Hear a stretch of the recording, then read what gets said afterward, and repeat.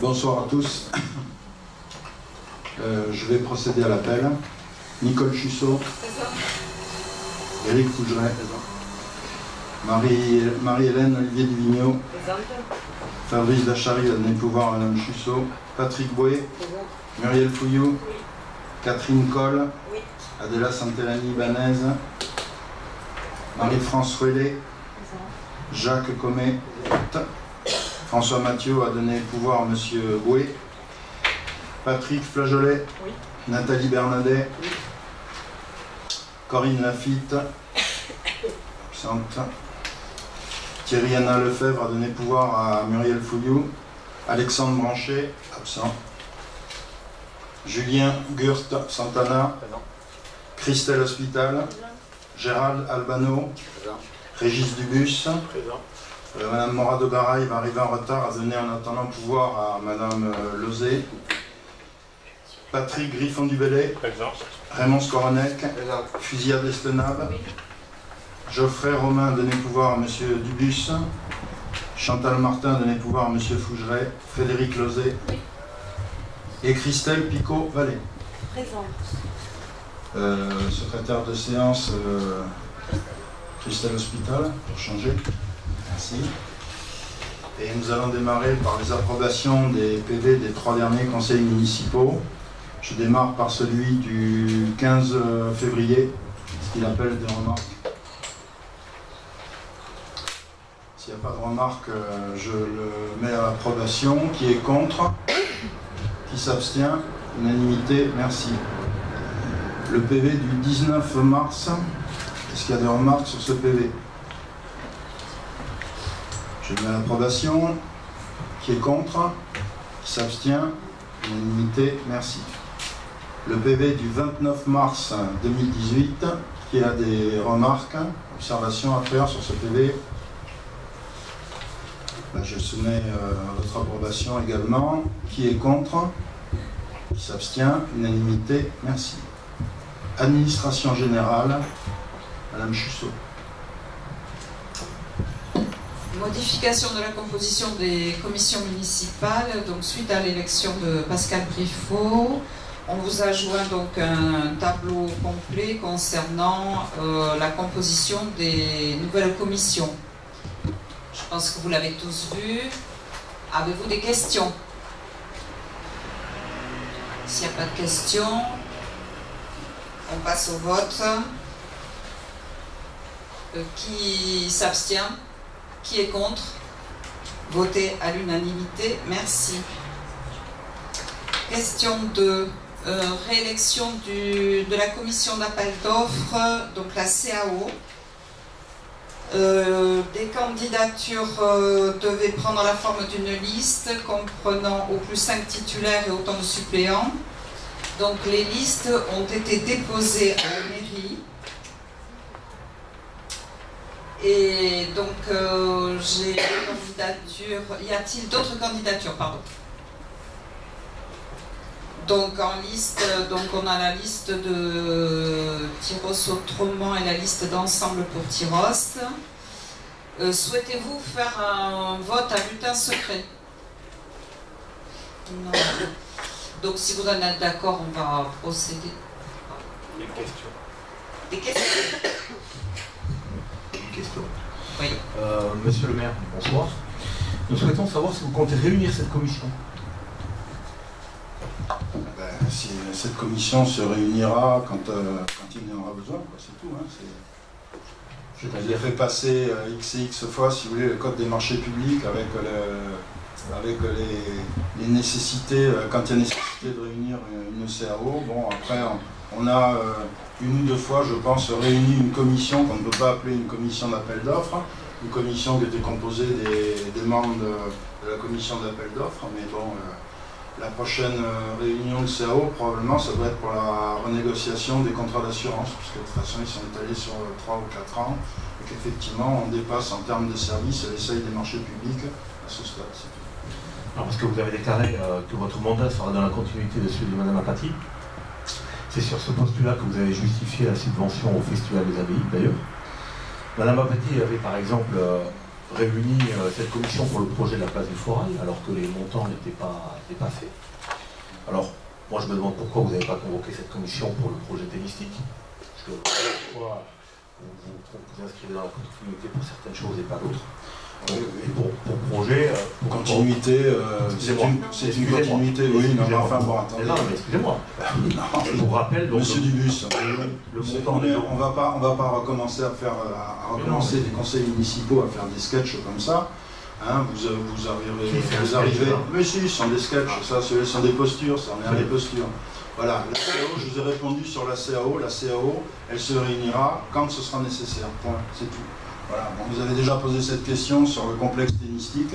Le complexe tennistique, le dossier était très technique, il a été traité techniquement, point, avec un comité de pilotage, et sans qu'il y ait nécessité de réunir une quelconque CAO, compte tenu des offres restreintes qui étaient dessus. Point.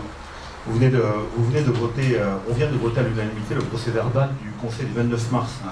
À la fin du Conseil, vous avez fait une belle déclaration où vous nous précisiez que vous vouliez que le dialogue était pour vous indispensable dans des conditions de respect mutuel. Vous voulez nous montrer que ce n'était pas dans les faits. À votre sens. Ouais. Bien sûr. Moi, je n'ai pas proposé de candidature parce que mathématiquement, on sait que je n'y serai pas. Je voudrais juste rappeler l'importance de la commande publique responsable et l'importance d'intégrer des clauses sociales et environnementales de façon à faire des partenariats avec des entreprises qui emploient des personnes en insertion, y compris par exemple des personnes en situation de handicap, et l'importance aussi de mettre les clauses environnementales nécessaires au développement durable, etc. Voilà, ça me paraît évident, même si nous sommes toujours guidés par les finances. D'autres questions? Alors, au niveau de la liste, donc, les 5 titulaires seront Nathalie Bernadet, moi-même, Patrick Bouet, Marie-France Ruellet et Régis Dubus. Les suppléants... Pardon? Ah, pardon! Trop vite, excusez-moi. Est-ce que vous êtes d'accord? Donc il faut voter.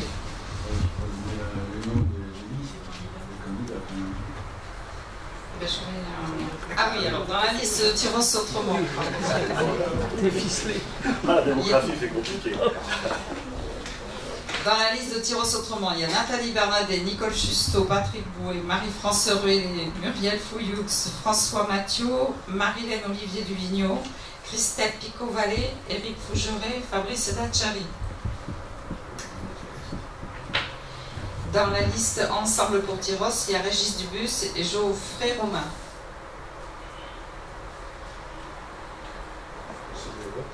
Bon, donc on procède au vote.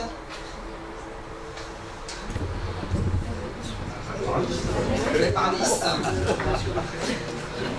Ah oui, mais j'appelle la première liste. Qui est pour? On va redémarrer. Qui vote pour la liste Tyros autrement? Voilà. Voilà, c'est aussi bien. Maintenant, qui vote pour la liste Ensemble pour Tyros? 1, 2, 3. Y a-t-il des abstentions? Une abstention. Madame Destona. Donc, la liste définitive, donc c'est... Ce sera donné après, une fois que les calculs ont été faits par... Voilà, toutes mes excuses.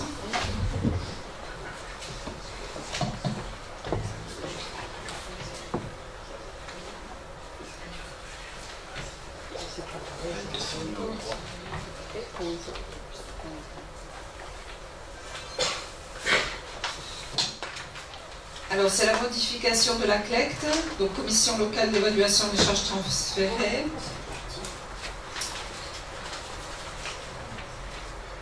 Le rôle de cette commission est de quantifier les charges correspondant aux compétences transférées afin de calculer l'attribution de compensation versée aux communes. Le Conseil communautaire, en date du 11 avril 2014, a donné son accord pour la représentation de chaque commune au sein de cette commission. Le 7 avril 2015, le Conseil municipal a élu Madame Marie Apathy et Pascal Briffaut pour siéger au sein de la commission locale. Suite au décès de Marie Apathy, Monsieur le maire propose que Nicole Chusseau siège désormais à ses côtés dans cette instance. Avez-vous des questions? S'il n'y a pas de questions, donc le conseil municipal est invité à désigner Nicole Chusseau pour représenter la commune au sein de la commission, donc la CLECT. Qui est contre? Qui s'abstient? Votez à l'unanimité, merci. Alors, je prends la question numéro 4. Délégation des pouvoirs du conseil municipal au maire. La loi NOTRe, ses décrets d'application, ainsi que la loi relative au statut de Paris et l'aménagement métropolitain rendent possible l'attribution de 4 nouveaux domaines de délégation du conseil municipal au maire, s'ajoutant aux 24 compétences limitativement énumérées. Ça, il faut se rapporter à la délibération du conseil municipal du 19 mars 2018.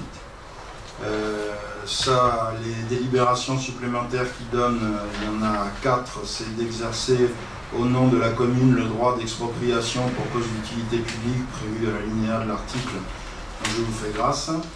Le 26, c'est de demander à tout organisme financeur dans les conditions fixées par le conseil municipal l'attribution de subventions. La 27, c'est de procéder dans les limites fixées par le conseil municipal au dépôt des demandes d'autorisation d'urbanisme relatives à la démolition, transformation, édification des biens municipaux. Et la 28, c'est l'exercement de la commune, le droit prévu à l'article 10 d'une loi du 31 décembre 1975 relative à la protection des occupants des locaux à usage d'habitation. De ces 4 supplémentaires, nous n'avons souhaité conserver que l'alinéa 27, qui est de procéder dans les limites fixées par le conseil municipal au dépôt des demandes d'autorisation d'urbanisme relatives à la démolition, à la transformation et à l'édification des biens municipaux.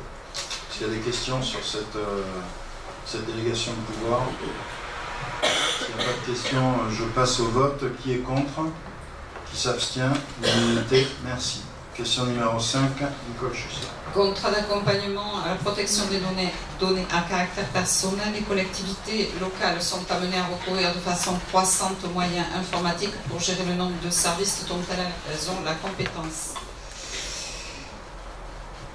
Simultanément, les dispositifs de contrôle liés aux nouvelles technologies se multiplient et le recours au réseau Internet facilite le développement des téléservices locaux de l'administration électronique à destination des usagers. La loi informatique et liberté a été modifiée et fixe un cadre à la collecte et au traitement des données afin de les protéger dans la mesure où leur divulgation ou leur mauvaise utilisation est susceptible de porter atteinte aux droits et libertés des personnes ou de leur vie privée. La protection des données à caractère personnel est un facteur de transparence et de confiance à l'égard des administrés. Forte de son expérience en matière de traitement informatisé et à sa connaissance des domaines d'action des collectivités territoriales, l'ALPI propose d'accompagner les communes landaises dans cette démarche et d'être leur délégué à la protection des données. Donc il y a un projet de contrat qui a été annexé. Avez-vous des questions?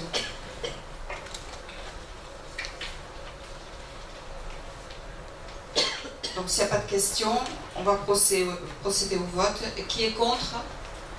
Qui s'abstient? Votez à l'unanimité, merci.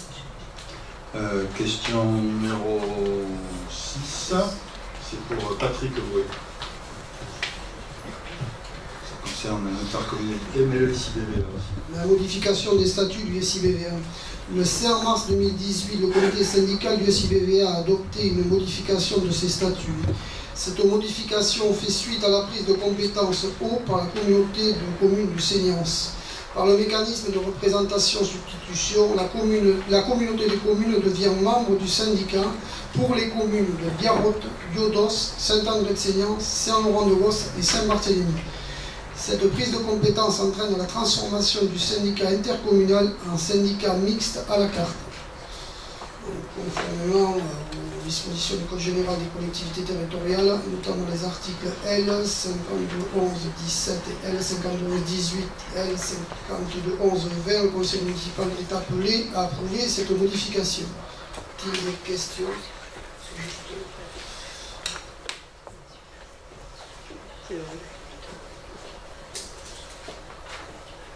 S'il n'y a pas de questions, on va passer au vote. Qui est contre? Qui s'abstient? Unanimité. Merci. Donc nous allons passer au registre finances. Donc nous avons un certain nombre de délibérations qui concernent les comptes de gestion, les comptes administratifs. J'attends que ça s'éclaire un petit peu. Ça va trop vite sûrement. Voilà, la CETA, le compte de gestion. Alors, ce que je peux vous proposer, si vous êtes d'accord, déjà pour les comptes de gestion, c'est de voter les comptes de gestion par question, hein, globalement, le CETA pour la ville, pour le cinéma, etc. Est-ce qu'il y a des oppositions là-dessus? Donc voilà le compte de gestion de la ville. Donc vu nos comptes vus par la trésorerie, vous avez donc les prévisions budgétaires totales qui étaient en section d'investissement de 4 654 300. On a émis en investissement 4 444 190 de titres. Il y a 768 300 euros de réduction de titres. Donc on a des recettes nettes à 3 675 890. En termes de dépenses, on a les autorisations budgétaires pour 4 654 382. Les mandats émis ont été de 2 599 326. On a annulé pour 160 310 euros de mandats. Et donc on a des dépenses nettes de 2 439 015,94. Donc sur la section d'investissement, l'exercice est excédentaire pour 1 236 874,88. En section de fonctionnement, nous avions des prévisions budgétaires en recettes de 8 374 681. On a émis 8 105 295 de titres. On a réduit pour 514 299 euros de titres. Et donc on a des recettes nettes à 7 590 996. En dépenses, nous avions des autorisations budgétaires à 8 374 681. Nous avons émis pour mandat 7 491 694. On a annulé 245 195 euros de mandat. Et donc on a des dépenses nettes de 7 246 499. Ce qui fait que la section de fonctionnement dégage un résultat excédentaire de 344 497. Pour le total des sections, dans la dernière colonne, on a le total des sections, donc sur les prévisions budgétaires de 13 028 981. On a en fin de compte en recettes nettes 11 266 886 et en dépenses nettes 9 689 515, ce qui laisse un excédent de l'exercice de 1 581 371,88. Est-ce qu'il y a des questions sur ce compte de gestion? Je vous propose de mettre au vote. Qui est contre? Qui s'abstient? J'ai donc 3 avec les 4 abstentions. Nous passons au compte de gestion 7B, budget annexe du cinéma. Donc nous avions en section d'investissement des prévisions budgétaires de 40 192. On a émis 14 074 de titres. On n'a pas fait de réduction de titres. Donc on a des recettes nettes à 14 074,08. En dépenses, on a les autorisations budgétaires du même montant. On a émis en mandat 37 333,38. Pas d'annulation de mandat, donc les dépenses nettes sont de 37 333,38. Ce qui, dans la section d'investissement, laisse un déficit de 23 259,30. En section de fonctionnement, nous avions les prévisions budgétaires à 46 586,47. Nous avons émis 42 682,03 de titres, sans réduction de titres. Donc les recettes nettes sont du même montant. En dépenses, nous avons émis comme mandat 23 050,11. On a annulé pour 1699,46 de mandat, ce qui fait que la section de fonctionnement dégage un excédent de 21 331,38. Au total de ces sections, pour les prévisions budgétaires à 86 788, nous avons des recettes nettes de 56 756,11, des dépenses nettes de 58 684,03, ce qui laisse un déficit de 1927,92. Est-ce qu'il y a des questions sur ce compte de gestion? Je le soumets au vote. Qui est contre? Qui s'abstient? Unanimité, merci. J'ai le compte de gestion du budget annexe des fêtes qui disparaît.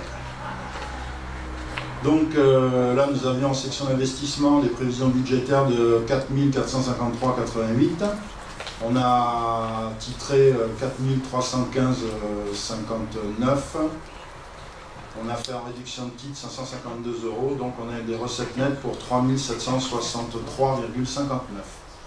En dépenses, nous avions donc les mêmes autorisations budgétaires. Nous avons émis comme mandat 4 453,88 qui correspondent aux dépenses nettes puisqu'il n'y a pas eu d'annulation de mandat. La section d'investissement se retrouve de fait en déficit de 690,29. La section de fonctionnement, elle, puisqu'il y a une subvention d'équilibre, s'équilibre à... Alors on a un petit décalage encore là-dessus. On avait émis 141 342,24. On est en titre de recettes émis, on a émis pour 140 429,20.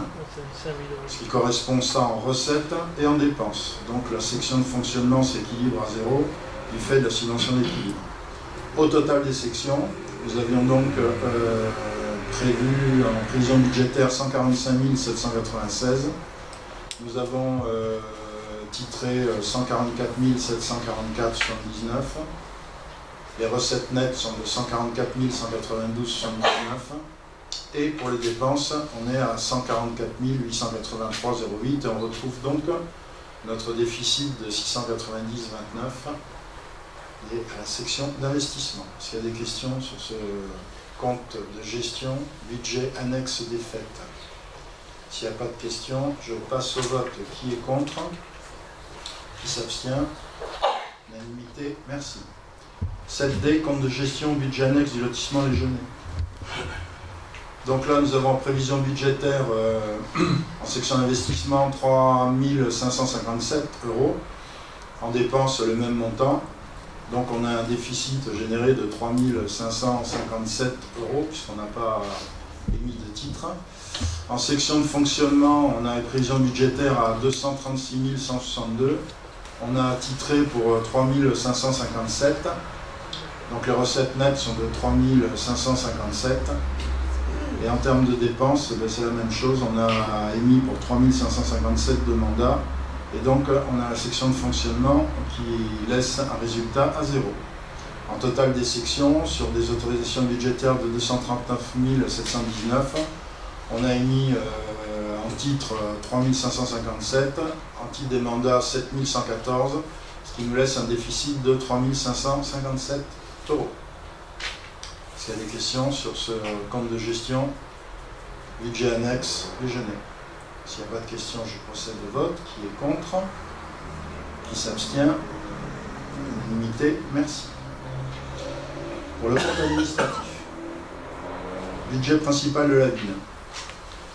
Je vous le présente donc sous une forme simplifiée. Vous avez été destinataire des documents complets. Je vous proposerai, si vous en êtes d'accord, s'il y a des observations, dites-le tout de suite. Si vous voulez voter contre une section particulière, un chapitre particulier, vous m'en faites part. Je vais présenter le compte administratif. Voilà, donc la section de fonctionnement. On a en termes de dépenses, en chapitre 23, on a un virement de la section d'investissement pour 800 678,23, ce qui était voté. Par réalisation, opération d'ordre de transfert entre les sections, nous avions voté 320 445,76 et on a réalisé 1 168 445,76. En opération réelle, c'est plus important, en 011, charge à caractère général, nous avions voté 1 388,700, nous avons réalisé 1 256,464. En charge de personnel, nous avions voté 3 634,890, nous avons réalisé 3 570,454. Et en autre charge de gestion courante, nous avions voté 1 131,175,93 et nous avons réalisé 1 041,897,41. Les charges financières qui étaient prévues à 207 704,92, sont ramenés à 199 736,25. Les charges exceptionnelles qui avaient été budgétées à 13 500 sont à 9 500. La provision, effectivement, disparaît sur le compte administratif. En termes de recettes, les opérations d'ordre de transfert entre sections, on avait voté 135 325,92, on retrouve 86 094,33, mais les opérations réelles, on a une reprise du résultat cumulé, programmé de 844 900,80, qui a été repris à l'identique. Atténuation de charges, chapitre 13, 27 000 €, on a réalisé 33 142,74. En produits de service, nous avions prévu 113 494, nous avons réalisé 100 954. En impôts et taxes, 4 329 805, nous avons réalisé 4 504 633 72. En dotation, subvention, nous avions prévu 1 851 780, nous avons réalisé 1 926 048. Les autres produits, 204 020, nous avons réalisé 215 514. Les produits financiers, c'est épisodique, 2127 31, nous avons réalisé 2127 16.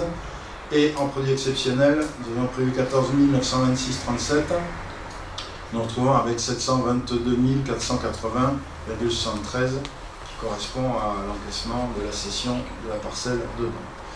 En termes de globalité, nous avons voté donc en section en fonctionnement dépenses 7 523 380, nous avons réalisé 7 246 499,07. Nous avions voté 7 523 également à l'équilibre, 381 pour les recettes. Nous avons réalisé 8 435 896,87. Est-ce qu'il y a des questions sur cette section de fonctionnement? On le fera généralement peut-être? Oui, si vous voulez. Je passe à la section d'investissement. Section d'investissement, donc les opérations d'ordre, les opérations patrimoniales, nous avions prévu 350 000 € qui ont été réalisées. Les opérations d'ordre de transfert entre sections, nous avions prévu 135 325, nous avons fait 86 094. Passons aux opérations réelles. Le résultat d'investissement reporté, 1 115 986,04 qui a été reporté intégralement. Les emprunts de dette, 630 180,90 dans les dépenses. Nous avons dépensé 629 305,61. Les IMO incorporels, on a 38 770, nous avons réalisé 24 308,38. Il y a un reste à régler de 12 982,32. Les subventions d'équipement versées, 43 580, nous avons réalisé 5 094 et il reste 10 092 de reste à réaliser.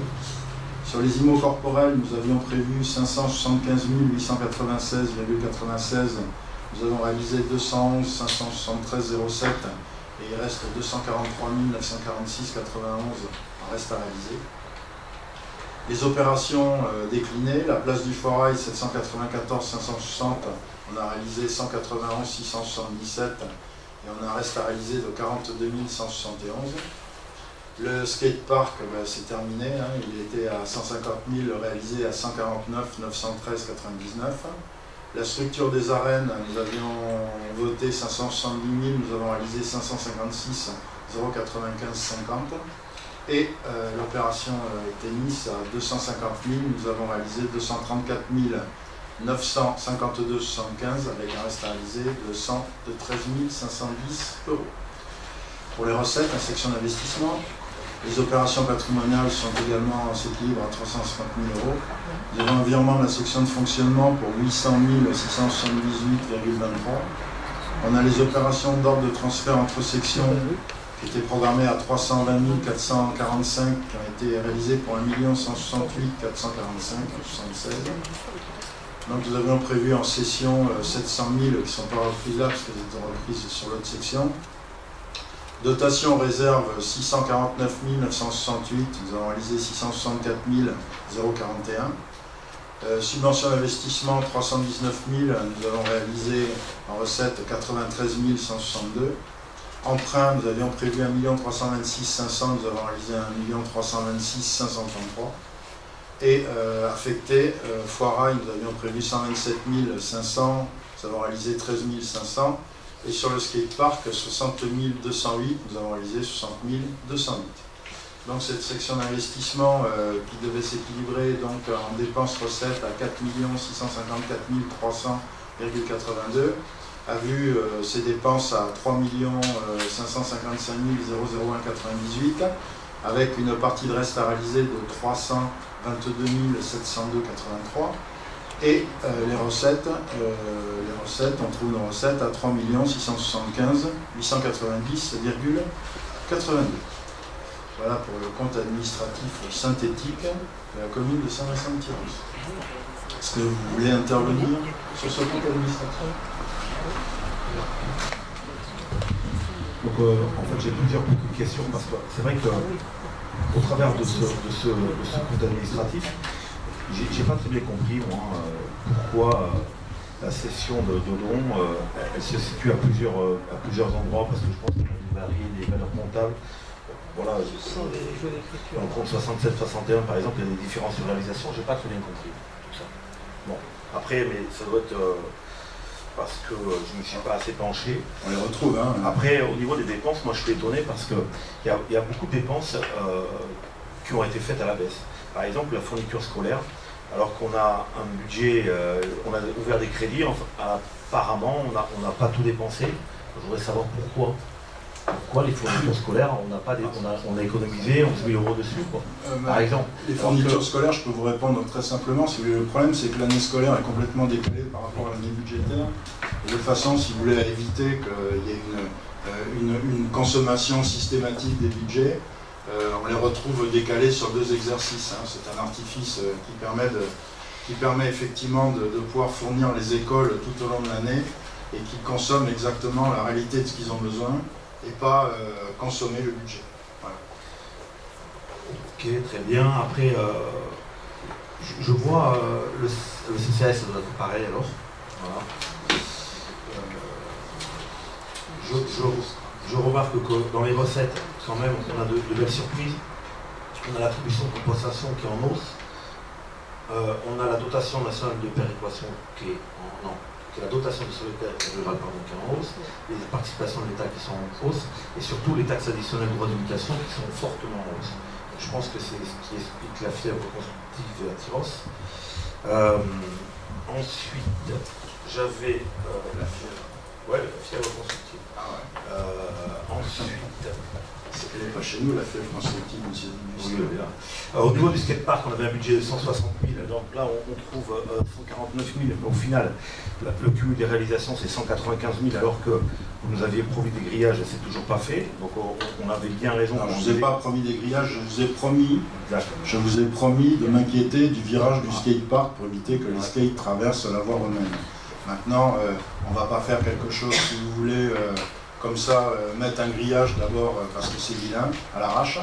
On est en train d'essayer de trouver une solution qui soit esthétique et qui soit efficace. Voilà. Mais ça, vous ne le retrouverez pas là-dedans, hein, monsieur Dulus. Non, mais c'est bien, je vous ai transmis. Voilà. Après, là où j'étais surpris, c'est au niveau de la dette de la commune. Parce que l'année dernière, on a fini l'année à une dette de 7 868 566,27. Et cette année, à fin décembre, on est à 8 506 699,31. C'est-à-dire 638 133,04 € de dette en plus. Malgré tout ce que vous nous expliquez systématiquement, comment vous pouvez nous expliquer cette situation? C'est très simple, si vous voulez, grosso modo, bon an, mal an, on rembourse 500 000 € de capital de notre annuité, et puis on a emprunté 1,5 million, quoi. Je vous le fais rapide, mais c'est ça. Hein. Alors le 1,5 million, il a été emprunté en 2 fois. Il a été emprunté une première fois ici à 1 326 500 sur le CA de 2017, et on avait le report de 2 emprunts qui étaient adossés sur le livret A, que l'on a mobilisé pour le budget 2018, c'est tout. Mais voilà, bon an, mal an, si vous voulez, on se désendette, bon an, mal an, on se désendette de 500 000 €, si on ne fait rien de particulier. Là, c'est plus 600 000. Hein? Là, on dit au moins 500 000, sauf que là, c'est plus 600 000. Oui, mais je vous ai expliqué, on a emprunté 1 326 500. Vous sortez de ça, c'est un peu plus de 500 000 €, je n'ai pas le chiffre là, exact du capital, vous allez le retrouver dans le détail des totems. Mais si vous faites la différence des deux, vous trouvez trouvez cette remontée d'endettement qui va continuer à diminuer jusqu'en sortie fin 2019, vous verrez, on sera revenu aux normes qu'on s'était fixées au niveau de l'endettement sur la commune. Excusez-moi, je vais reprendre, mais vous venez de dire que ça va continuer à diminuer. Là, ça augmente. Donc, depuis le départ, vous disiez que vous faites une gestion en bon père de famille. Exactement. Un bon père de famille qui voit ses dettes augmenter de 600 000 € à la fin du mois. Je suis désolé, c'est une mauvaise gestion de père de famille. Écoutez, vous le voyez comme ça, si vous voulez, ça c'est votre appréciation des comptes, M. Dubus. Voilà. Bah, c'est pas mon appréciation, c'est l'appréciation de tout un chacun qui en mettait de plus 600 000 à la fin du mois, il ne s'enrichit pas. Alors on est d'accord que qui paye ses dettes s'enrichit, on est d'accord. Là-dessus. Non, vous n'étiez pas d'accord là-dessus. On a même taxé à un moment de dire que qui paye ses dettes s'appauvrit. Alors si vous voulez, je veux tout. J'avais dit ça.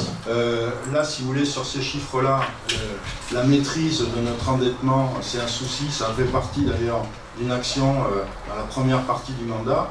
La deuxième partie du mandat, elle est là, si vous voulez, pour pouvoir recaler un certain nombre de choses sur les comptes. Notamment, vous avez découvert des fameux ratios dans le rapport de la Cour des comptes. Mais c'est simplement un malaise tirocé qui date depuis bien longtemps d'avoir une capacité d'autofinancement qui est trop faible, si vous voulez, pour pouvoir financer des projets. Et donc on s'attelle, à l'heure actuelle, on est en train de s'atteler sur cette partie-là, de façon à avoir une sortie début 2020 propre, avec des chiffres d'endettement, des prospectives. Notre prospective d'audit nous donne des chiffres qui sont très propres. Donc vous pouvez me taxer d'un mauvais gestionnaire, ça ne me regarde que vous. Je fais une gestion des finances de la commune en bon père de famille, en essayant de ne pas, si vous voulez, de ne pas se refermer parce qu'on est obligé d'accompagner l'évolution, en essayant de maîtriser le développement, quoi que vous racontiez, puisque de toute façon vous me dites ici c'est la folie immobilière. La folie immobilière, pour l'instant, qu'est-ce qu'on a en folie immobilière? On a 2 programmes immobiliers qui sont en train de sortir de terre, qui doivent peser pour un une 60aine d'appartements, pour l'autre 75, je crois. Alors qu'on a un plan local d'habitat ici qui nous imposerait de réaliser 95 logements par an. La dernière réunion que j'ai eue avec les services de l'État m'ont confirmé la volonté des services de l'État de donner une notion de centralité à la ville de Saint-Vincent-de-Tyrosse. Et ça, si vous voulez, ça m'inquiète beaucoup plus qu'autre chose. Parce que je ne souhaite pas ici qu'on ait une démographie galopante avec des équipements qui sont très mesurés, qu'il va falloir agrémenter. C'est pour cette raison d'ailleurs qu'on est en train de construire un complexe tennistique pour pouvoir soulager nos gymnases de cette partie-là et pouvoir offrir autre chose aux enfants. Il y a 2000 bonnes semaines, mauvaises semaines, à partir de septembre, on a 2700 élèves ici sur la commune. Vous vous rendez compte ce que c'est entre le lycée, le collège, les écoles. Et donc il faut pouvoir les mettre quelque part pour faire du sport. Voilà. C'est une gestion en mon père de famille. Vous le voyez autrement, bah, c'est votre. J'accepte, si vous voulez, j'accepte votre jugement, enfin je l'accepte pas, mais j'entends votre jugement, mais je l'accepte pas. Voilà, bon, c'est tout. Quand vous dites 60 logements d'un côté, 80 de l'autre, au total c'est 548 logements qui ont eu un permis de construire. Oui, mais vous faites de la prospective. Non, mais c'est la prospective, mais qui 3 ans. Monsieur Dubus, vous faites de la prospective. Oui, mais vous faites de la prospective. Mais attendez, vous êtes qui au loup tout le temps là? Vous vous rendez compte? Vous vous rendez compte le programme en face là, vous voyez ce programme Dodon. Quand est-ce que les gens ils vont prendre possession de leur appartement? Quand est-ce qu'on va avoir des habitants? Vous serez parti. Hein? Ouais, c'est parti. Peut-être. Ouais, peut-être. Je ne sais pas. Je me pose des questions, si vous voulez. J'avais envie de partir, mais je me pose vraiment des questions de savoir si j'ai envie de vous laisser un chemin royal. Ça m'étonnerait, c'est un autre problème. Mais non, pour Dodon, si vous voulez, je ne serais pas encore parti quand ils vont commencer à prendre leur logement. Et je pense que pour l'autre programme de chez Dutil aussi, c'est pareil. Mais les autres programmes qui sont, où il y a des permis de construire qui ont été accordés, et il va falloir, avant que l'on voit arriver les habitants, il va falloir 3-4 ans. Voilà, à partir de maintenant. Donc il n'est pas question de faire de l'alarmisme. L'alarmisme, il est sur le PLU à l'heure actuelle, avec tel que l'on l'a défini en mettant des orientations d'aménagement programmées. Ça veut dire quoi? Ça veut dire qu'on va revenir vers le conseil municipal en disant « Monsieur un tel veut aménager un vers l'urbanisme, est-ce que vous êtes d'accord? » Là, vous allez pouvoir vous exprimer facilement. C'est pour ça, c'est pour éviter, si vous voulez, qu'on ait une démographie galopante, comme on le voit chez nos voisins. Monsieur Briffaut, vous nous avez expliqué que vous modifiez le PLU pour éviter qu'on se retrouve dans la situation de menace marine. Lors de la dernière commission urbanisme, vous nous avez présenté un projet à Saint-Vincent-de-Tyros, je ne vais pas le nommer. Je vous ai demandé si la modification du PLU pouvait empêcher ce genre de réalisation, puisque vous-même, vous étiez d'accord avec moi, une fois n'est pas coutume, sur l'utilité de ce projet. Vous m'avez répondu que non. Donc, ne me dites pas que vous faites la prospective en changeant le PLU. Je vous rappellerai, monsieur Dubus, vous verrez qu'au fur et à mesure de la vie publique, vous allez grandir aussi. Mais vous verrez que les documents d'urbanisme, ils sont de compétence communautaire. On ne travaille pas tout seul. Les services de l'État ont leur mot à dire dessus. Voilà. Donc, on essaye de mettre en place certains éléments pour pouvoir maîtriser ça. Notre problème, c'est de maîtriser. On ne peut pas s'opposer. Vous opposer, vous ne pourrez jamais. Vous ne pouvez jamais vous opposer à ça. Il y a des choses sur lesquelles vous ne pouvez pas vous opposer. C'est bien la teneur de ma question. Quand on est en commission urbanisme, je voudrais savoir si le PLU pouvait éviter ce genre de réalisation sans s'opposer. Vous êtes bien d'accord? Bon, en raison des doutes sérieux sur la sincérité de ces comptes, et nous pensons qu'il y a une volonté délibérée de camoufler une gestion cavalière du budget municipal, nous allons nous abstenir.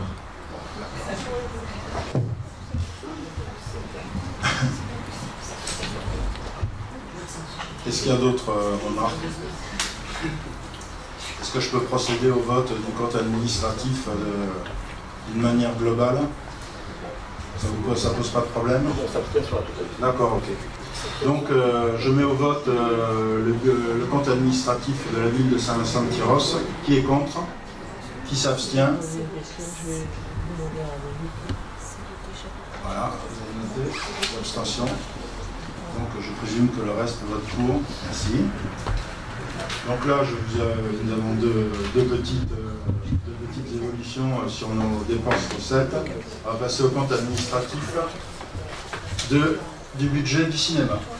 Donc, section de fonctionnement, les opérations d'ordre qui étaient prévues étaient 35 192. On a réalisé 11 191. On a un virement de section d'investissement 24 001 38 qui était prévu, donc ça on ne retrouve pas, c'est normal. En amortissement, nous avons passé 11 191 €.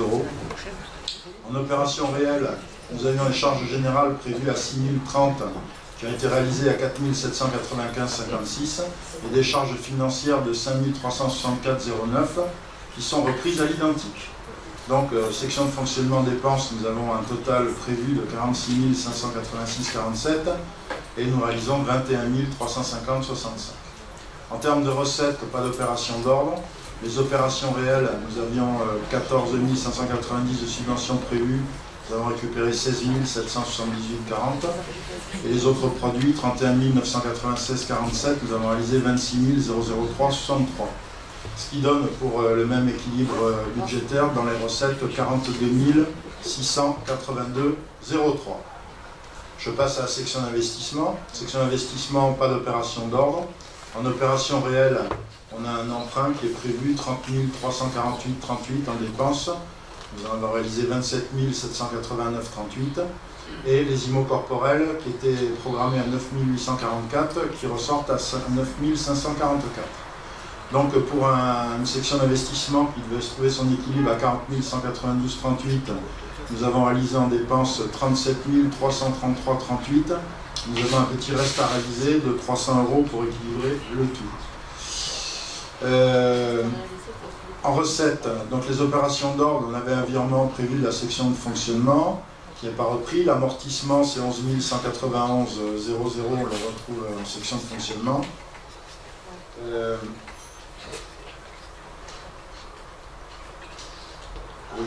Oui, c'est vrai. Je ferai. Ensuite, les opérations réelles, on a un résultat d'investissement reporté de 2116,92 qui a été repris intégralement, et dotation au fonds divers et réserves de 2883,08 qui a été réalisé également intégralement. Donc, en termes de recettes, nous avons réalisé 16 191,00. Alors je vais revenir simplement sur tous ces comptes administratifs que je vous présente. Bien que sur 2017 je ne sois pas ordonnateur, Je suis maire maintenant et donc j'ai, par tradition, décidé de ne pas participer au vote des comptes administratifs. Donc je vous le reprécise et ma voix ne sera pas comptabilisée. Est-ce qu'il y a des questions sur le compte administratif du cinéma? S'il n'y a pas de questions, je vous propose de passer au vote. Qui est contre? Qui s'abstient?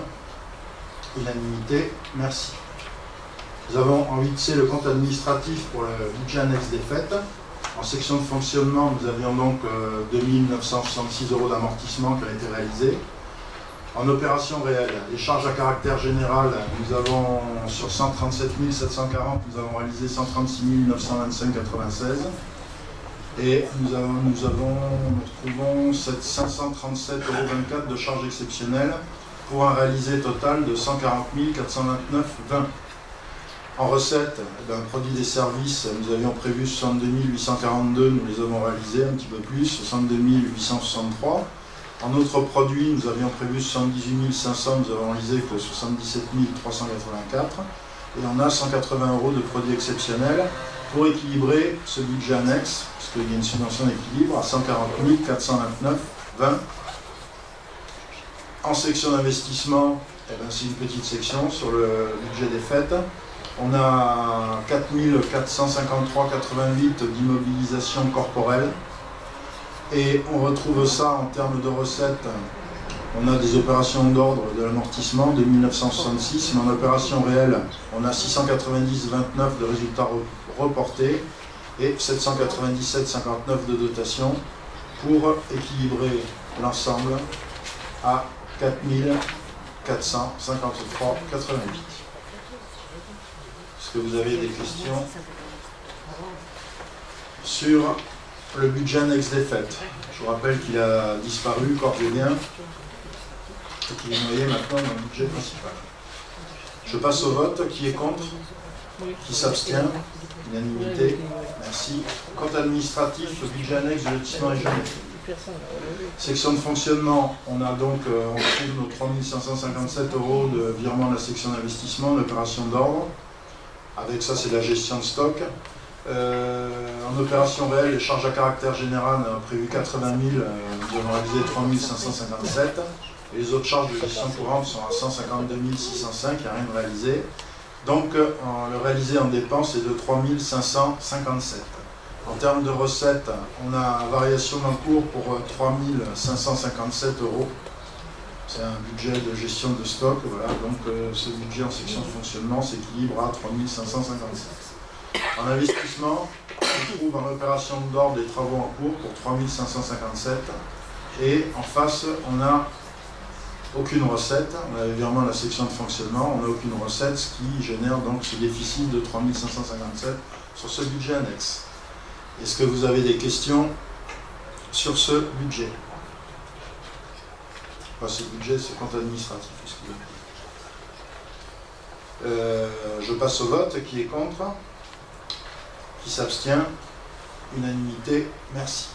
Question 9A. Affectation des résultats. Sur le budget principal de la ville, le résultat cumulé de fonctionnement en 2017 est de 1 189 397,80. En investissement, on a un résultat cumulé à 120 888,84. On a des restes à réaliser, à financer, donc moins 322 702,83. Et on a un besoin de financement qui est donc de 201 813,99. Donc il est proposé d'affecter en 2018 au compte 1068 excédent de fonctionnement capitalisé la somme de 201 813,99 pour financer le déficit de la section d'investissement. Et le résultat reporté de fonctionnement, le compte 002 en 2018, sera donc de 987 583,80. Est-ce que vous avez des questions sur ces affectations? Je passe au vote. Qui est contre? Qui s'abstient? 1, 2, 3, 4. Affectation des résultats, budget annexe du cinéma. Le résultat cumulé de 2017, 21 331,38. Résultat cumulé de 2017, moins 21 142,38. On a 300 € de reste à réaliser. Donc on a un besoin de financement de 21 442,38. Donc il est proposé d'affecter en 2018 au compte 1068 excédent de fonctionnement capitalisé la somme de 21 331,38 pour financer le déficit de la section d'investissement. Y a-t-il des questions sur ces affectations? Je passe au vote. Qui est contre? Qui s'abstient? Unanimité. Merci. Question 10. Décision modificative mairie numéro 1. Il convient de voter la décision modificative pour rembourser l'avance versée à l'entreprise SEG Fayat pour le chantier de la place du Forail. Il s'agit d'une opération d'ordre budgétaire, sans modification des équilibres budgétaires.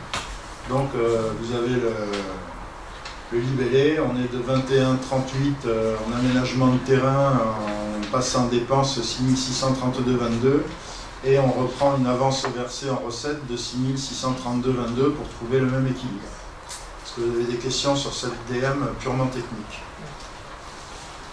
Je passe au vote. Qui est contre? Qui s'abstient? Unanimité, merci. Autorisation de demande de subvention pour la réfection du sol du gymnase de la Romaine. Est-ce que Madame Divigno, vous voulez... Pas déçu? Excusez-moi.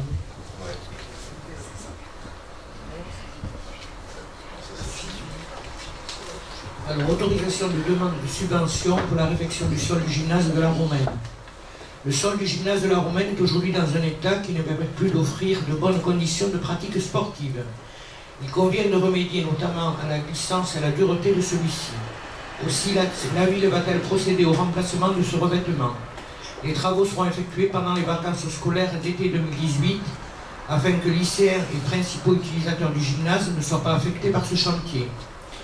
Le budget prévisionnel de ces travaux s'élève à 90 000 € TTC, soit à 75 000 € hors taxes. Ces crédits de paiement sont prévus au budget primitif 2018. Le conseil municipal est appelé à autoriser monsieur le maire ou son représentant à solliciter la subvention la plus élevée possible auprès du conseil régional Nouvelle-Aquitaine, conformément au plan de financement prévisionnel suivant. Donc, coût prévisionnel des travaux 75 000 € hors taxes, région 20%, montant de la subvention qui s'élèverait à 15 000 €.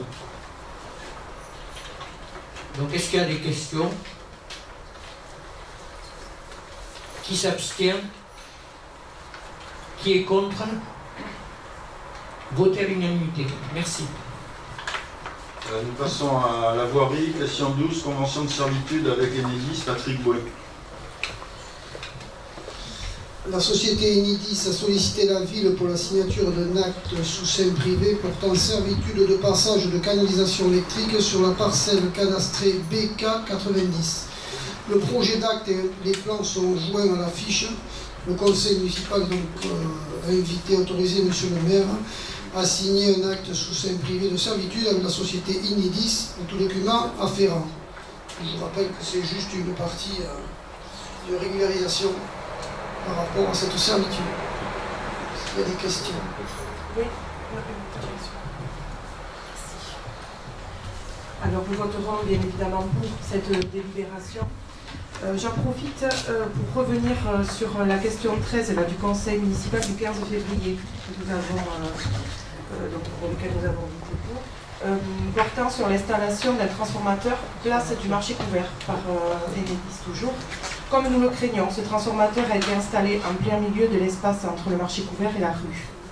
Vous nous aviez rassuré en nous précisant que ce n'était pas en plein milieu, mais entre le milieu du marché couvert et la future résidence Carré Plaisance. Vous l'avez constaté puisque vous l'avez noté sur un célèbre réseau social, je cite, que nous bavions et déformons, que la photo n'était pas était trompeuse et que ça serait certainement déplacé, enfin, que c'était trompeur. Sauf que la photo n'est pas trompeuse et cette verrue se trouve bien en plein milieu. Je veux juste préciser ici qu'à aucun moment je n'ai déformé, la preuve, ni bavé, d'après mes souvenirs, et que je souhaitais, comment? Vous me regardez à moi avec insistance. Non, on me prête beaucoup de qualité dans cette commune. Parce que vous êtes le maire, c'est pour les ça. Photos que vous faites. Vous êtes le représentant de la commune. J'entends bien, mais je sais que vous n'avez pas le temps de... J'aurais préféré que vous me mettiez ça en questions diverses, parce que bon, la Patrick Boué vous pose des questions sur une servitude Enedis. Bon, je sais que bon, c'est de l'électricité, tout ça. C'est de l'électricité, voilà. Et qu'à aucun moment je n'ai voulu baver ou déformer, que je souhaitais juste émettre une idée constructive de pouvoir éventuellement le déplacer. Et merci de nous avoir pris en considération. Merci. On va passer au vote. Qui est contre? Qui s'abstient? Unanimité. Patrick Boué, c'est la question suivante aussi. Convention de partenariat de propreté urbaine entre la communauté d'agglomération du Grand Dax, la commune de Dax et la ville. La communauté des communes du Grand Dax et les communes de Dax et de Saint-Vincent-Tyros s'entendent pour mettre en place un partenariat dans le cadre de leur mission relative à la propreté urbaine et proposent à cette fin la signature d'un projet de convention d'échange de moyens techniques du 1er juillet 2018 au 1er juillet 2019. Ce partenariat permettra notamment de procéder au prêt de moyens techniques souffleurs pour les fêtes de Dax et de Saint-Vincent-Tyros et d'acter la volonté commune d'établir un échange intercollectivité permettant aux agents concernés de partager leurs expériences respectives. Le conseil municipal est invité à autoriser monsieur le maire à signer la convention de partenariat de moyens techniques joints. Ça c'est du classique, c'est ce qui se fait depuis 2 années et qui j'espère continuera longtemps. Est-ce qu'il y a des questions? On va passer au vote. Qui s'abstient? Qui est contre? Unanimité. Question 14. Vente du numéro du 9 hameau de Lucatette, Nicole Chusseau. Donc l'équipe municipale poursuit la cession des pavillons du hameau de Lucatette laissés vacants suite au départ de leurs locataires. Le pavillon 9 avait été mis en vente une première fois en octobre 2017 et attribué à monsieur et madame Sido qui se sont désistés. Donc ce bien, nous avons eu donc une candidature qui est monsieur et madame Duez, Alain et Sylvie qui se sont portés candidats et ont fait une offre à 174 000 € net vendeur. Le financement sera fait par un prêt bancaire. Avez-vous des questions? Donc le conseil municipal est invité à autoriser cette cession à monsieur et madame Duez pour un montant de 174 000. Donc on passe au vote. Qui est contre? Qui s'abstient? Voté à l'unanimité, merci. Oui. Question 15, vente de l'eau, lotissement communal Les Genêts. Donc comme vous le savez, donc, on a créé 3 lots à bâtir. Il y a donc une délibération qui a été prise le 21 septembre 2017 qui a fixé les conditions d'attribution. Les candidatures donc, ont été examinées et retenues le 13 novembre 2017. Les candidats ont été retenus et choisis avec un tirage au sort qui a eu lieu en mairie le 5 décembre 2017. En présence de moi-même, d'agents municipaux et des personnes concernées, afin d'attribuer à chacun des lots. Donc sur le lot 1, c'était Madame Lalanne, le lot 2, Monsieur et Madame Rodriguez, et le lot 3, Monsieur Tossin et Madame Gondolfo. Depuis, Madame Lalanne a dû abandonner son projet pour des raisons personnelles, donc le lot 1 sera proposé aux candidats suivants dans l'ordre d'arrivée. Vous avez des questions ?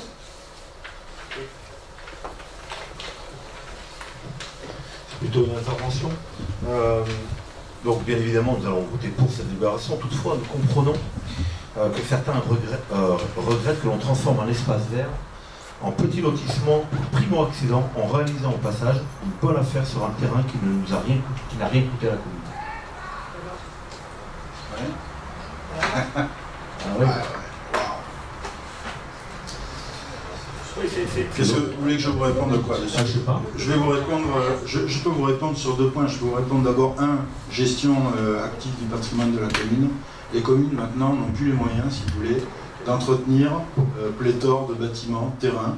C'est ça, on est obligé de faire les économies. Hein. Parce que vous le disiez tout à l'heure, je comprends pas un truc, on s'en parcelle de 1500 mètres. Ça fait rien, ça fait rien, ça fait rien. C'est une parcelle de 1500 mètres en herbe. S'il y a des arbres, il y a des arbres qu'il faut couper. Les gens râlent quand on les coupe ou quand on les élague. S'il n'y a pas d'arbres, vous avez les gens du voyage qui s'installent dessus. Ce sont des lieux, en fin de compte, ce secteur-là est un lieu qui me préoccupe beaucoup parce qu'on a des rassemblements de jeunes à l'école de la Lande qui sont en train de picoler gaillardement sous l'abri. Et ça, c'est assez inquiétant. Et je pense que, bon, mettre en face de ça un peu de population, c'est pas mal.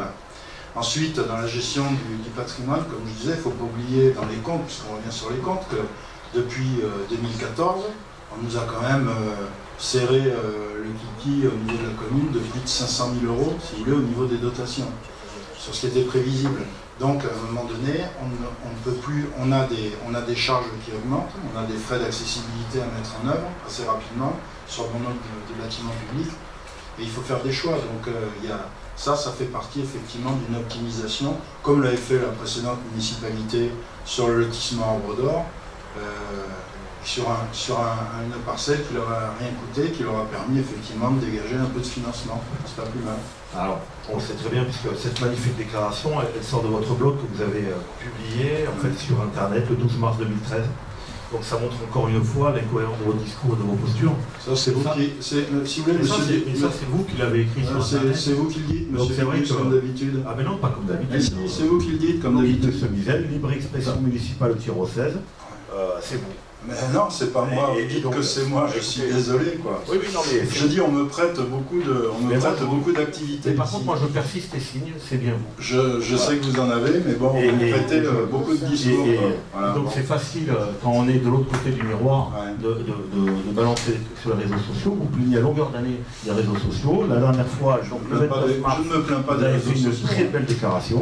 Moi, je vous dis, en 2013, vous critiquiez l'ancienne municipalité et en fait, vous faites exactement la même chose aujourd'hui, voire pire.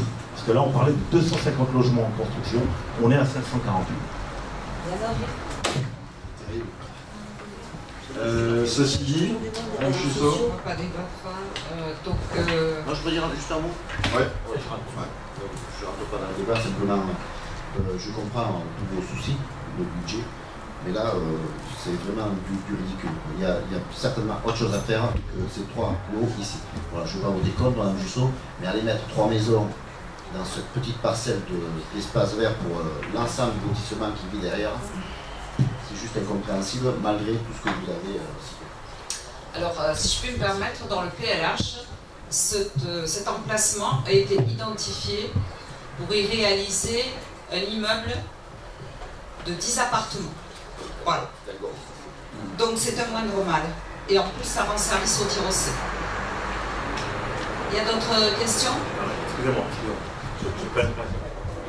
Excusez-moi. Depuis quand le PLH décide de la construction d'un immeuble sur une parcelle communale? Arrêtez de nous raconter n'importe quoi. Le PLH, c'est une orientation. D'accord? Vous nous dites que le PLH prévoyait un immeuble de 10 étages ici, mais de 10 appartements, et vous plaisantez. Je pense que vous plaisantez. Vous moquez du monde. Comment le PLH peut nous imposer sur une parcelle communale un immeuble? Oui, c'est une préconisation. Ah, voilà, je préfère. Je préfère. Donc c'est pas ce qu'on a fait. La preuve, puisque ça n'a pas atterri sur la parcelle. Ouais. Il y a toujours pire. D'autres interventions? Donc on va passer au vote pour que l'on puisse vendre et signer donc ces actes notariés donc au prix de 135 € le mètre carré avec les agrafes et les sollicitudes. On passe au vote. Qui est contre? Qui s'abstient? Votez à l'unanimité, merci. Question numéro 16, intégration dans le domaine public communal des parties communes des lotissements A, Laït, B, les jardins de Tresba. Patrick Bouet. Par délibération du 29 juin 2015, les espaces communs du lotissement Laït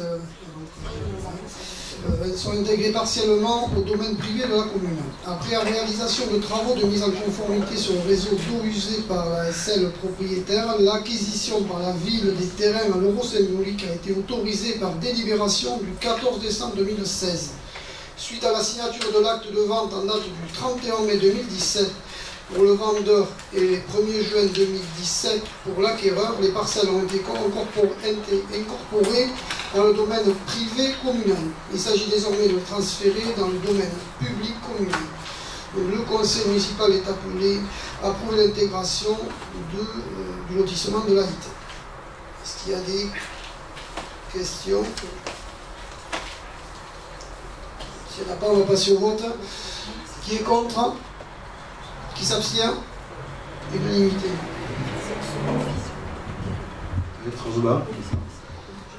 Donc voilà.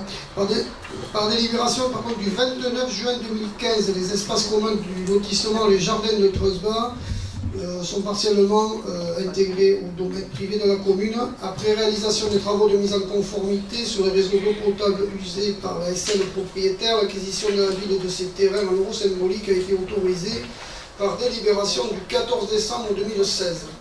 Suite à la signature de l'acte de vente en date du 31 mai 2017 pour le vendeur et du 1er juin 2017 pour l'acquéreur, ces parcelles ont été incorporées dans le domaine privé communal. Donc il s'agit aujourd'hui de les transférer dans le domaine public communal. Donc, le conseil municipal est appelé à approuver l'intégration de ces parties communes du lotissement Les Jardins de Treusbach. Est-ce qu'il y a des questions? S'il y en a pas, on va passer au vote. Qui est contre? Qui s'abstient? Unanimité. Bien. Monsieur Fougeret, les fêtes. Un peu de... Mise en place d'un dispositif de vidéoprotection dans le cadre des fêtes. Comme les années précédentes, compte tenu de la fréquentation de nos fêtes locales et à la demande de la préfecture des Landes, la ville mettra en place un poste de commandement unifié pour coordination des interventions et de secours assorti d'un dispositif temporaire de vidéoprotection.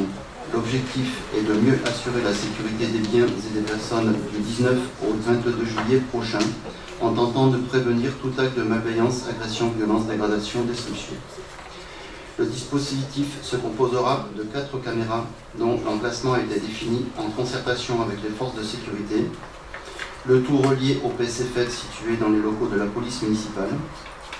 Elles seront orientées de façon à filmer exclusivement la voie publique. Les images seront visionnées en direct sur un moniteur par un opérateur habilité, policier municipal ou agent de sécurité. Leur exploitation pourra se faire sous l'autorité du procureur de la République et de la gendarmerie conformément au texte en vigueur, en veillant strictement au respect de la vie privée. Le dispositif sera installé par une société dûment agréée par la préfecture. Son coût devrait avoisiner 3 000 € TTC, location caméra, serveur, stockeur, mise en service et formation. Le conseil municipal est invité à se prononcer sur la mise en œuvre de ce dispositif de vidéoprotection pendant les fêtes 2018. Y a-t-il des questions? Oui. Je relis juste la question. En pratique, qui visionne ces images, c'est bien ou un policier municipal ou un agent de sécurité? Tout à fait. C'est bien ça? C'est bien ça. D'accord. Bon, je suppose que ces personnes seront soumises à un droit de réserve. Un devoir de réserve. Un devoir de réserve, ça dépend les faits. Bien évidemment. D'accord. Merci. On passe au vote. Qui est contre? Qui s'abstient? Unanimité, merci. Bon, on va peut-être... on va attaquer pour la bonne tenue du conseil, les résultats du vote de la CAO. Donc, la liste définitive... Quoi?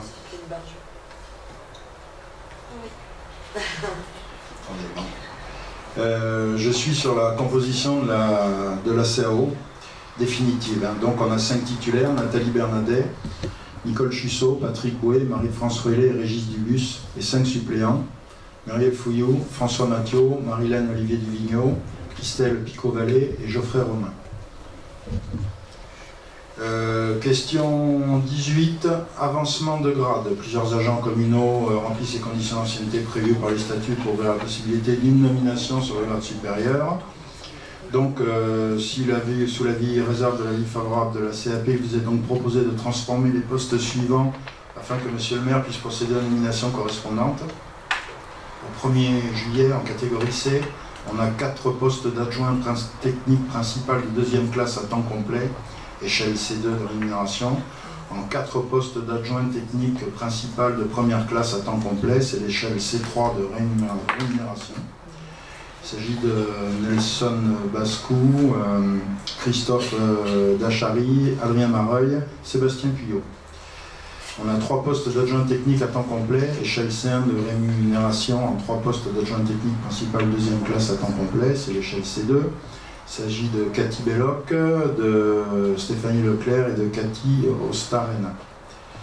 Ensuite, on a un poste d'adjoint au patrimoine à temps non complet, représentant 30 heures hebdomadaires, échelle C1 de rémunération. On a un poste d'adjoint de patrimoine principal de 2e classe à temps non complet, 30 heures hebdomadaires toujours, échelle C2. C'est Sandrine Cazot à la bibliothèque. Et au 1er octobre 2018, il y a un poste de technicien territorial à temps complet en un poste de technicien principal de 2e classe à temps complet. Il s'agit de Bertrand Desclos. Faut voter. Bon, bah, vous n'avez pas de questions sur du GVT. Donc, qui est contre? Qui s'abstient? L'unanimité, merci. Vous avez sur table, dans les questions informations diverses, les décisions qui ont été prises, au titre de l'article 21-22-22 du CGCT concernant des travaux.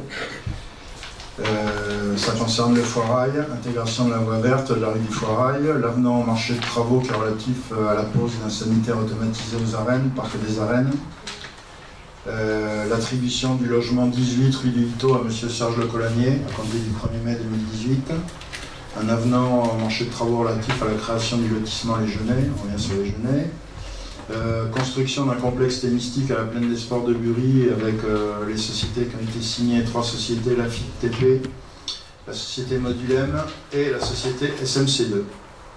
Les parcelles forestières communales cadastrées AP 46, 48, 56 sont mises à disposition du SDIS des Landes pour ces manœuvres de lutte contre les incendies pour une durée d'1 an renouvelable. Une convention a été signée avec le SDIS. Et on a un avenant au marché de travaux relatif à la réhabilitation des arènes, intégration de nouveaux prix unitaires, suppression de certaines prestations. Donc on a une moins-value de 857,10 €. Ensuite, j'ai 1, 2, 3, 4 questions du groupe Ensemble pour Tyros. L'autorisation de défrichement de la parcelle AS8 signée par le préfet le 4 octobre 2017, objet notre commune à reboiser 4 hectares 80. Lors du conseil municipal du 15 février 2018, vous nous annonciez qu'une proposition avait été transmise à la DDTM et que le dossier suivait son cours. Réponds parce que c'est la mairie qui m'appelle. C'est la mairie qui m'appelle. En l'absence de commission environnement, voirie, travaux, bâtiments communaux, pouvez-vous informer de l'état de ce dossier? Alors, j'ai 2 solutions, je peux vous le dire publiquement, mais ce dossier, il suit son cours. Que vous dire, j'en sais rien, ne vous adressez pas à moi, si vous voulez. Nous, en fin de compte, on n'est pas très pressé, particulièrement, parce que dans ce dossier, c'est partiellement, il y a du reboisement partiel, et on doit payer aussi une indemnité pour le reste. Donc, bon, j'ai simplement fait part... comme ça, lors d'une discussion avec le sous-préfet, qu'on attendait effectivement la validation de ces propositions de défrichement, mais ils ne sont pas arrivés. Moi, je ne sais pas, M. Débus, à qui vous pouvez vous adresser, mais moi, c'est plus délicat. Le 9 mai 2018, vous avez envoyé un mail, Régis Dubus, pour le groupe, donc je vous adresse à vous, ils sont là, ils entendent, ils vont... Bon. Le 9 mai 2018, une commission générale a été réunie sur les compteurs Linky, qui seront déployés fin 2019 sur notre commune. Sans attendre un éventuel avis de vos conseillers municipaux, vous communiquez sur le site de la ville, sur la non-compétence de celle-ci. Comptez-vous demander à Enedis de respecter le choix des Tyrossais refusant l'installation de ces compteurs? Alors la commission générale que j'ai souhaité avoir sur les compteurs liquides, c'était une commission générale, c'était une réunion d'information avec d'un côté Enedis et de l'autre une association anti-compteurs liquides, de façon à ce que les conseillers municipaux qui le souhaitaient puissent entendre les deux sons de cloche, enrichir un peu, nourrir un peu notre information. Parallèlement à ça, depuis à peu près 5-6 mois, je reçois par semaine deux lettres stéréotypées qui sont imprimées d'internet. C'est écrit Madame, Monsieur le maire, en nous disant qu'il faut faire des tas de choses, qu'il faut prendre des délibérations contre, etc. etc. Mais là-dessus, j'ai fait une réponse sous forme d'article sur le site de la ville, en expliquant que je ne me mettrais pas hors la loi en proposant une quelconque délibération. J'ai simplement dit aux membres du conseil municipal qui était la commission générale que si on avait qui voulait porter une motion là-dessus, présenter une motion en assemblée plénière ici, je n'y voyais pas d'opposition à ce que cette motion puisse être votée, sachant que, une fois qu'on a fait ça, même si elle est votée, ça veut tout dire et rien dire parce qu'elle ne sert pas à grand-chose. Voilà. Alors après, en ce qui concerne la deuxième question dedans, qui dit est-ce que je compte demander à Enedis de respecter le choix des Tirocais, je pense que si je suis contre l'installation d'un compteur Linky, personnellement, je ne vais pas m'adresser au maire ni à la mairie, je vais m'adresser directement à Enedis. Je vais dire à Enedis, je ne veux pas de votre compteur. Voilà. Ça, on a des gens qui nous ont écrit ici en disant je m'opposerai à l'installation d'un compteur Linky chez moi. Mais ils nous informent de ça, mais moi je ne vais lui donner ni raison ni tort. Je pense à titre personnel que, vu que nous, Français, on est toujours difficile à réformer, à manœuvrer, il aurait fallu peut-être laisser le choix un peu pour voir la découverte de ces compteurs, et ça aurait peut-être simplifié les choses plutôt que de faire tout ce barzouf. Question numéro 3. Monsieur le maire, vous avez été destinataire d'une étude sur le rejet de fumée d'une usine de notre commune. Alors là, je m'arrête, point, je réponds non. Parce que ça, c'est du bus, c'est du bus, c'est monsieur le maire, vous avez été destinataire. Non, j'ai pas été destinataire d'une étude sur les rejets de fumée d'une usine de notre commune. J'ai reçu Madame Larère, pour ne pas la citer, qui m'a déjà fait part de son inquiétude sur les rejets des fumées de l'usine Pantir ici, en me disant qu'elle avait peut-être l'intention de créer une association pour pouvoir essayer d'en savoir un peu plus là-dessus. Et qu'elle était au courant qu'il y avait l'Adréal qui avait fait un certain nombre d'études, de tests sur ces rejets de fumée de l'usine, et qu'elle avait eu, en embêtant l'Adréal, elle avait été destinataire de cette étude. Sachant que nous, en commune, on n'était pas du tout destinataire de l'étude de l'Adréal. Et je ne suis toujours pas. Elle m'a dit, c'est pas grave, je vais vous l'envoyer, elle ne me l'a pas envoyé. Elle m'a demandé une salle pour faire une réunion, elle a dû faire une réunion, je pense, voilà, bon. Et maintenant, c'est une affaire qui suit son cours, donc je pense que, avant de crier au loup là-dedans, je n'ai aucun document, je n'ai rien à vous transmettre. Si j'ai une étude, ça vous intéresse, je vous la transmettrai, on la scanne et on vous l'envoie, il n'y a pas de souci. Alors après, j'ai une dernière question sur le promoteur Cogedim. Domaine de Casteroun utilise un espace public sur la voie romaine pour son bureau de vente. Pouvez-vous nous confirmer la mise en place d'une convention entre la commune et ce promoteur? Je peux même dire, derrière, on a un soutien privé derrière qui reprend tous ces éléments, donc voilà. On est lié avec Cogedim, avec un soutien privé et une réalisation de vente qui devrait s'opérer en juillet ou août, par là, ou septembre, par là, voilà, et qui fait partie effectivement dans le business de vendre un terrain et d'offrir les possibilités, si vous voulez, de mettre un bureau de vente. Voilà. Il manque une question. Mais il manque une question. Oui, envoyé 5. Attendez, je ne sais pas, on en a mis une, je vais voir s'il y en a une autre. La quatrième qui manque, elle est entre la troisième et la cinquième. Ah oui, celle-là, oui. Ah oui, oui, c'est vrai, oui. Vous avez confirmé lors du conseil municipal du 29 mars 2018 que les employés municipaux intervenaient au sein de l'école privée Sainte-Marie. Pouvez-vous nous confirmer la prochaine mise en place d'une convention avec cette école afin de pérenniser cette aide dans un cadre légal? Non. Je ne mettrai pas en place de convention derrière parce qu'on va passer, si vous voulez, d'une libéralité à un état de droit. Voilà, je vous l'avais dit, c'est une libéralité qui existe depuis quelques années, depuis de nombreuses années. sur 2 rendez-vous particuliers où en fin de compte les services techniques vont filer un coup de main à l'école Sainte-Marie. Et je ne voudrais pas engager la commune là-dedans, parce qu'après quand on a une convention, ça devient plutôt un droit qu'une libéralité, c'est tout. Hein. Ça existe de longue date. Voilà. Oui, bon, après... voilà.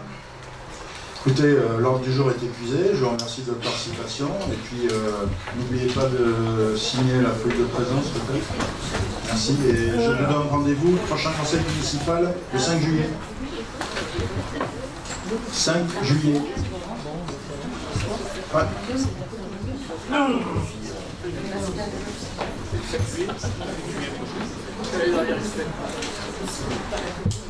Le prochain